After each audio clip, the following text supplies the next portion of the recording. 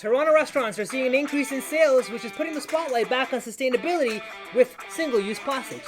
But what is the ideal solution? Well, I'm going to tell you. What's shaking, folks? My name is Elish P. This is Food Packaging TV.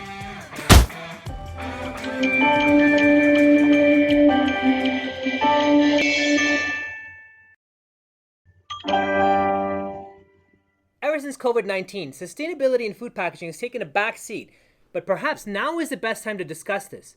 With most food service operators using single-use products for their dine-in and takeout applications, I want to talk to you today about how you can move one step in the right directions of becoming a zero-waste facility. So we all know that if we use a compostable product, it has to be channeled to a commercial composting facility. But the reality is, no matter where you go, be it a mall food court, at a national chain, or even your friendly neighborhood supermarket, and even if you see all the lovely separated bins, the ones for plastic and glass, the ones for cans, the ones for paper, and then the waste, once they're all nicely separated, guess what happens? No word of a lie, they get tossed in the same dumpster and or they get picked up by the same waste truck that's hauling the waste, and it all ends up at their final destination, the landfill. You discussed it yet? Well, one person was. A man who worked in the waste management industry for over 15 years, one day just called it quits because he straight up couldn't stomach to see the waste mismanagement.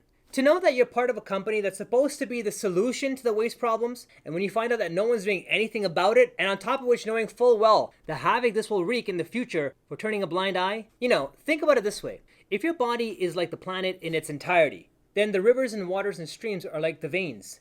Your lungs are like the forest. Your organs to work to keep you healthy and alive are akin to the functions of the seasons and the sun that sustains us. And if you don't care about your health, you'll choose to ignore the signs of your body and continue on choosing what's right now over what's right. And you know what comes when you don't take care of your body. One day, you're going to have a wake-up call from one of two things happening. One, your body's going to give you the wake-up call with a heart attack or stroke. And believe me, heart attacks don't happen overnight. It takes years and years of blockage within your arteries until boom. Or two, you go in for your yearly physical and you learn that you're moving away from abundance of health. And now you have to make a choice. Do I continue with my current lifestyle and hope things get better? Or do I make a change today and vow to choose a life that's better for me? Choose to live healthier, choose to live for another tomorrow, be able to play with my children and their children. See, this is exactly the same mentality I have, and this particular gentleman that I want to introduce you to today and recognize him for his efforts to make that change. His name is Shane Harker, CEO and founder of Rethink Resource. Have a look at his mission. Rethink Resource is on a mission to save the world. The top 3 burger chains in Canada, with more than 2,600 locations, are putting an estimated 2.6 billion pounds of waste in the landfill every year. Rethink Resource started 3 years ago in my garage, in my backyard, with a mission to divert waste from landfill. As our business grew and we needed to better understand it, we began to weigh everything we collected to help our clients understand how much waste they were creating and how much of it was being diverted from landfill.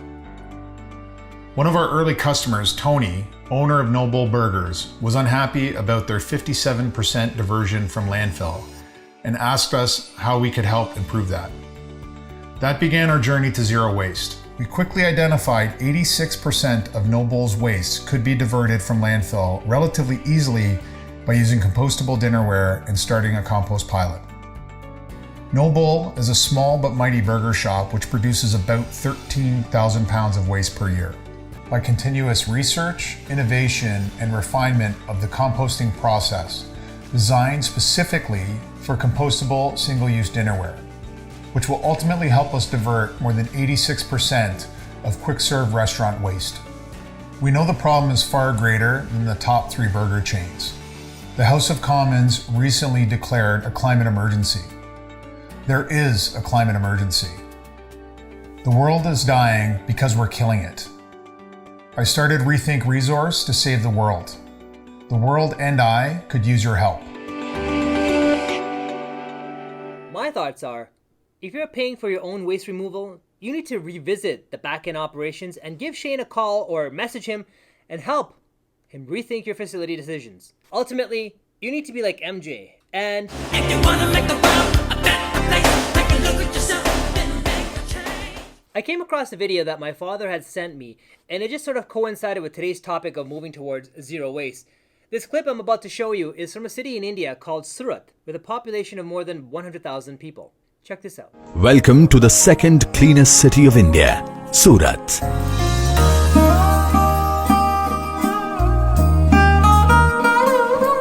With a capacity of 75 tons per day, plastic waste of the city is recycled to produce pellets and crude oil using pyrolysis technology at the Plastic Waste Management Plant in Bhattar. To improve and make container lifting system more efficient, 75 container spots, which will be upgraded with smart underground waste bin under the Smart City Mission in Area-Based Development (ABD) projects.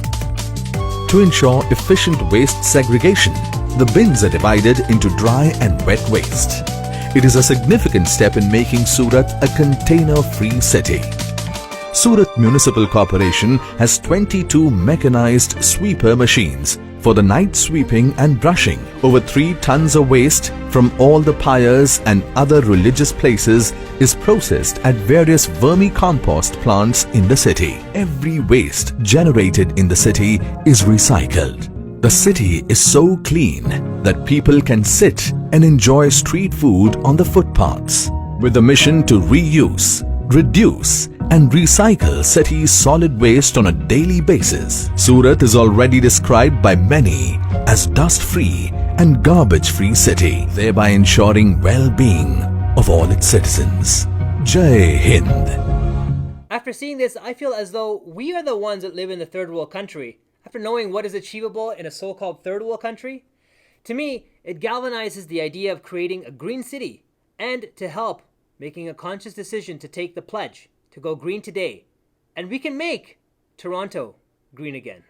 And that's going to do it for today's episode of Food Packaging TV. Thank you for joining me. Please feel free to subscribe, like, share, comment, and of course, do the Twitters, the Snapchats, the LinkedIns, and the Instagrams, you know, all those things.